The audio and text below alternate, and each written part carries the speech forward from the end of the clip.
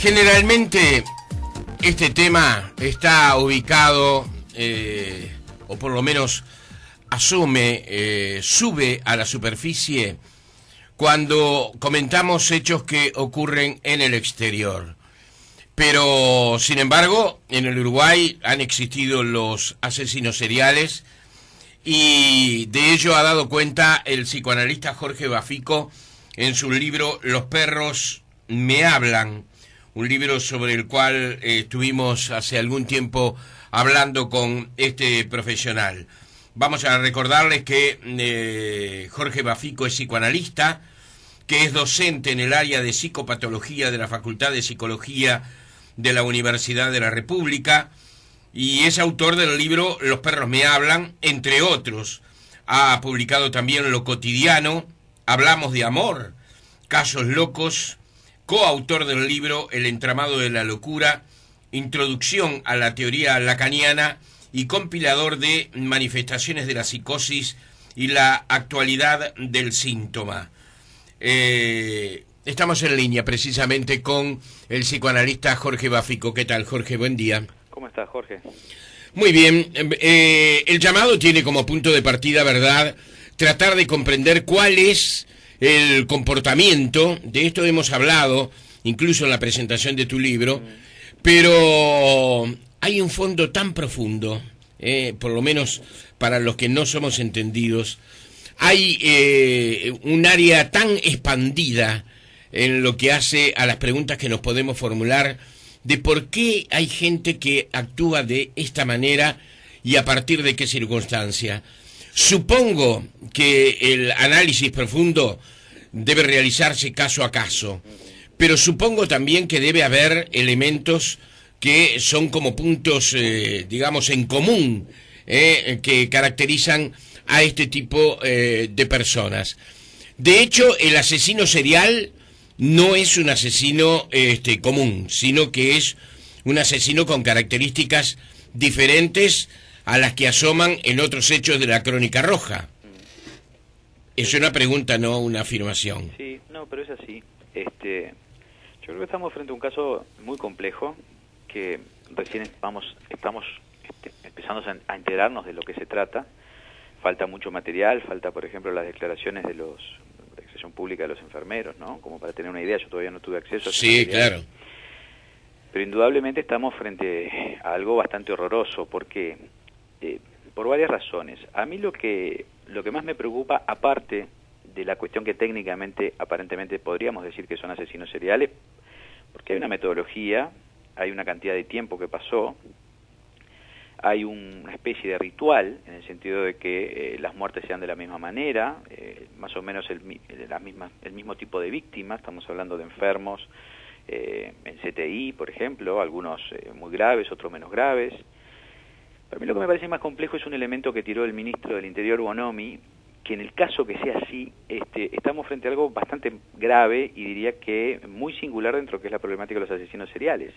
Bonomi plantea de que había una especie de competencia entre ellos, que de alguna manera uno estaba al tanto de lo que el otro hacía. Exactamente. Si esto es así, yo creo que estamos frente a algo bastante singular dentro de lo que es la temática de los asesinos seriales, ¿no? Porque asesinos seriales hubo en todas las épocas y en casi todos los países del mundo. Si bien es algo bastante poco frecuente, no es algo excepcional. Hay. Ahora, que dos asesinos seriales estén compitiendo, ¿no?, una especie de campeonato a ver quién mata más personas, realmente me parece una cosa como bastante horrorosa y que empieza a hacerlo un caso casi único, ¿no? Sí. A mí me llama mucho la atención ese dato, ¿no? Digamos que aparecen dos, en Uruguay hasta ahora hay un solo asesino, por lo menos había técnicamente un solo asesino serial, que era Pablo Goncalves. Asesino serial se tipifica cuando tiene más de 3 muertes, de 3 muertes en adelante, ¿no? Con un periodo refractario, es decir, que el individuo tuvo tiempo de pensar en lo que estaba haciendo, ¿no? Hasta ahora era Pablo Goncalves, lo cual en el año 92 conmovió al Uruguay, y ahora aparece esto de dos asesinos seriales que operan de la misma manera, es decir, es algo como bastante raro, ¿no? Y que además aparentemente se entrecruzan sus historias y sus ejecuciones, porque de alguna forma uno tiene los datos del otro. Entonces, me parece que estamos frente a algo que es demasiado tenebroso como para adelantarse a hacer un diagnóstico. Sería un atrevimiento de mi parte poder decir algo de este caso, porque no tengo el material, simplemente tengo lo que ha salido en la prensa. Claro. Pero sí me parece que es algo demasiado complejo, ¿no? Sí, si es real todo esto que está apareciendo, ¿no? Públicamente. Sí, Jorge, hay una anotación más que debemos hacer. Las dos personas eran conocidas, tenían un relacionamiento estrecho entre ellos, uno de ellos era padrino de una de las niñas del otro. Es decir, que hay una circunstancia allí que de alguna forma tiene que ver con una familiaridad, ¿no? Con un conocimiento, sospecho, presumo, muy profundo. Bueno. Se habla, incluso ha trascendido, por ejemplo, de algunos mensajes de textos donde una enfermera le comunica a uno de ellos dos, fulano de tal envió de viaje a la señora de la cama 5, por ejemplo. Sí, yo estoy un poco esperando a ver si puedo tener acceso a la información desde las declaraciones. Yo creo que no hay duda que estamos frente a dos asesinos seriales. Me gustaría saber un poco las características, porque el asesino serial en realidad no tiene una patología específica. Hay una teoría que surgió en Estados Unidos de un criminólogo que se llama Robert Ressler, que es un poco la teoría popular, que se cree que el asesino serial tiene determinadas características, ¿no? Frialdad, una inteligencia superior, se acerca mucho a lo que es un perverso o un psicópata. El caso de Aníbal Lecter, por ejemplo, sería, como para que la gente tenga una idea. Claro, ¿no? El silencio de los inocentes. Lo más representativo, pero cuando uno se pone a estudiar un poco y a investigar los diferentes asesinos seriales de la historia, uno encuentra que tenemos desde psicosis burdas, esquizofrenias claras, individuos donde son hablados por un perro, por ejemplo, que le dice que mate gente, estamos hablando del hijo de Sam, o otro individuo que piensa que está muriendo y la única forma de sobrevivir es matando gente y chupándole la sangre, como fue el vampiro de Sacramento, Richard Chase,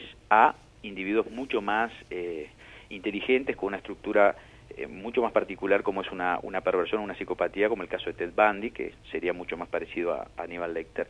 Entonces, el abanico psicopatológico de un asesino serial puede variar desde una psicosis bastante clara hasta una perversión, que son individuos mucho más difíciles de encontrar, porque son individuos mucho más cuidadosos, mucho más metodológicos. Acá a mí lo que me llama la atención es que estos individuos hacía 7 años que estaban matando gente y de alguna manera habían dejado pocas huellas, pocos rastros, ¿no? Sí. Eso es un dato que no me parece menor, porque por lo general el asesino serial, el que se llama asesino serial desorganizado, es aquel que es como bastante burdo en su accionar, rápidamente deja huellas y por lo general es apresado, ¿no?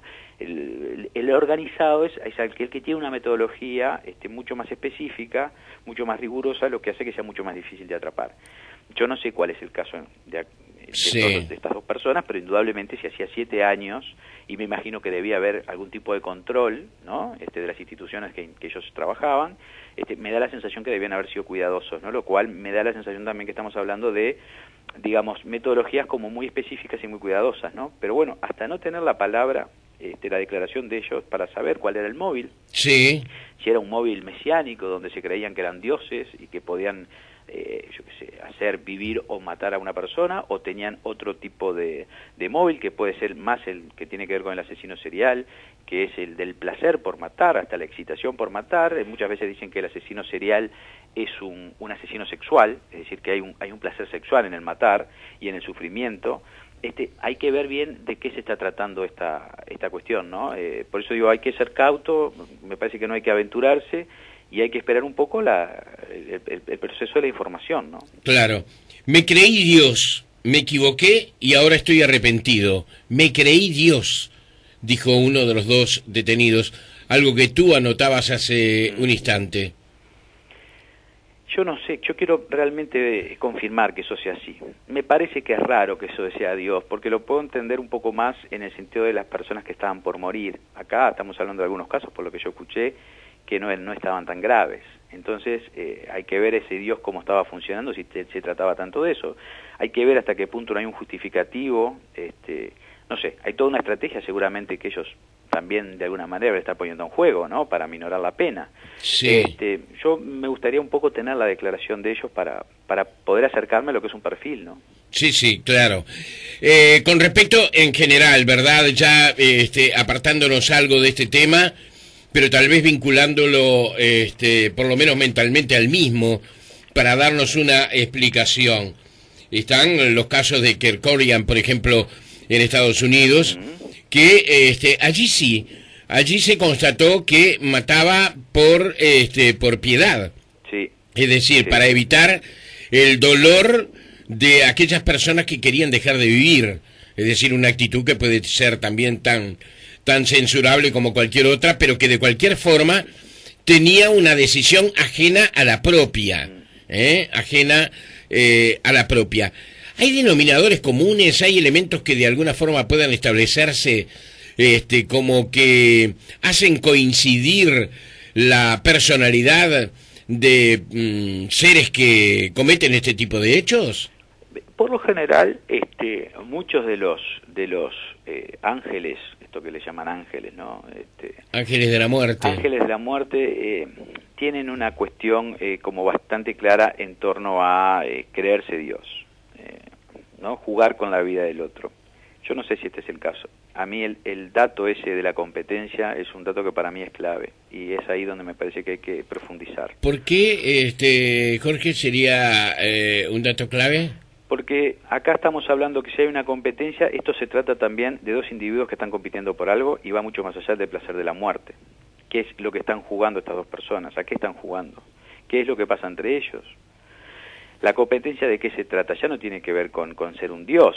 Se trata de ver quién gana más, quién hace más goles, ¿no? Quién emboca más al aro, quién mata más gente. Entonces me parece que ese es un dato que habría que profundizar un poco más. Digo, me parece que seguramente la gente del Instituto Forense lo debe estar haciendo, ¿no? Me supongo que estará en un tiempo de entrevistas, tratando de entender el porqué de este horror, ¿no? Sobre todo con gente que estaba totalmente indefensa. Yo creo que ese es un dato que también es importante, ¿no? Estamos hablando de gente que no se podía defender bajo ningún concepto, era gente que estaba en un CTI, muchos de ellos, ¿no?